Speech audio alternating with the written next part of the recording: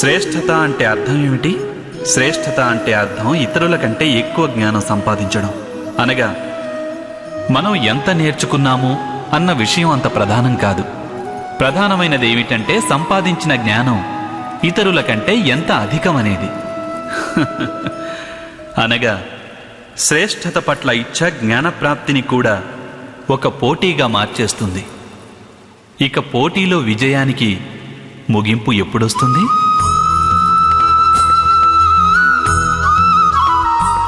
కొంతకాలం వరకు శ్రేష్ఠుడు అనిపించుకోవచ్చు, కానీ ఎల్లకాలం ఎవరూ శ్రేష్ఠులుగా ఉండిపోలేరు. మళ్ళీ అదే అసంతృప్తి, బాధ, ఇంకా సంఘర్షణ మొదలవుతాయి. కానీ శ్రేష్ఠుడు అనిపించుకోవడానికి మారుగా ఉత్తముడు కావడానికి ప్రయత్నిస్తే ఏం జరుగుతుంది? ఉత్తముడంటే అర్థం సంపాదించవలసిన జ్ఞానం ఎంత ఉందో అంతా సంపాదించడం.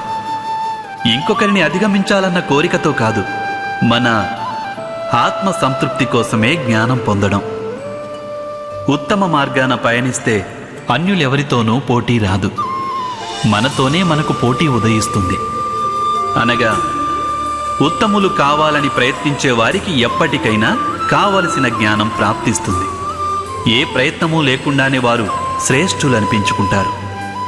కానీ శ్రేష్ఠుడనిపించుకోవాలని ప్రయత్నించేవారు శ్రేష్ఠులు కావచ్చు, కాకపోవచ్చు. ఉత్తములు మాత్రం ఎప్పటికీ కాలేరు.